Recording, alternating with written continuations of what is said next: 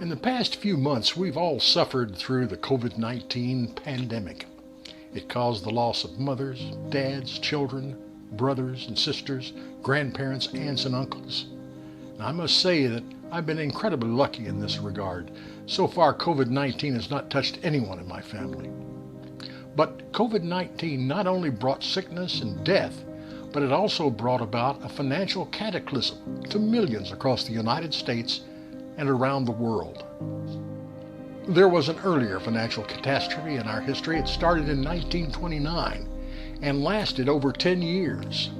Again, I was lucky enough not to have to live through those days, but the people who brought me up did. Now, unlike today's financial woes brought about by the pandemic, problems were exacerbated by high consumer debt, unregulated markets that permitted over-optimistic loans by banks and investors, and the lack of high-growth new industries. These all interacted to create a downward economic spiral of reduced spending, falling confidence, and lowered production. Industries that suffered the most included construction, shipping, mining, logging, and agriculture, compounded by Dust Bowl conditions in the heartland. The economy hit bottom in the winter of 1932-33. That event is known as the Great Depression. Let's think about that. Once I built a railroad, I made it run, made it race against time. Once I built a railroad, now it's done. Brother, can you spare a dime? Once I built a tower up to the sun, brick and rivet and lime.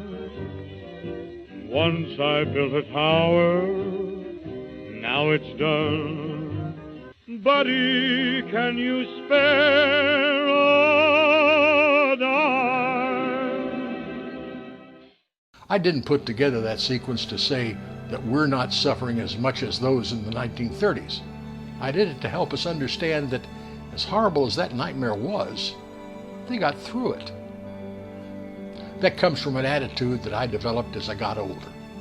I believe that we, humans, can conquer anything as long as we do it together. Just a few days ago, we left behind an incredibly challenging year, 2020. COVID-19 claimed over 300,000 Americans so far. The fallout of business closures due to the virus put the economy in a shambles, and race dilemma due to police-related violence. Certainly 2020 was not all bad. Carbon emissions fell by the largest amount ever recorded. We started a work-from-home revolution, and science formulated an effective vaccine for COVID-19 in record time. Now is the time to start putting America back together. I still see uninformed people trying to sow the seeds of division, not because they are bad, but because they are misinformed. Don't get your news from Facebook. The worst thing I hear is, why, it's all over the internet. Research your facts. Put a little effort into it. My next door neighbor and I have opposite political beliefs. Well, we get along fine because we want to. My brother and I have divergent attitudes toward faith, but I love him because he is my brother. Most of the September song episodes I have done are on a lighter side, and I love to make people laugh. Now, sometimes that side of me puts me in harm's way. My wonderful wife Erica once quipped that I would make a joke out of dying.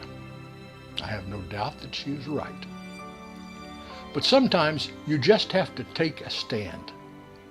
In 1858, not yet President Abraham Lincoln said, "A house divided against itself cannot stand. I believe this government cannot endure permanently half slave and half free. I do not expect the Union to be dissolved, and I do not expect the house to fall. But I do expect it will cease to be one divided. It will become all one thing or all the other. We can do it. We can put it all back together. It just takes a little effort."